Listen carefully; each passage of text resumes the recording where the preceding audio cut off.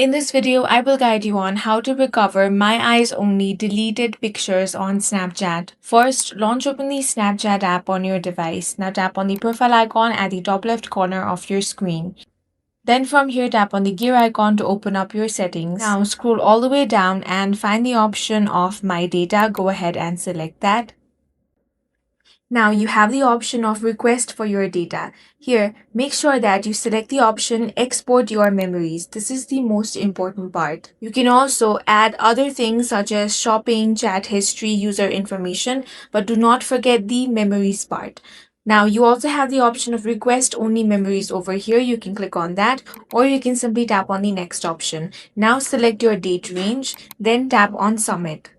Now wait for Snapchat to process your request. Once ready, tap on See Exports and then tap Download. Open the downloaded file, access it via your phone's file, or check for recovered photos and videos. That's all for this video. If you found it useful, make sure to hit the like button and subscribe for more videos like this.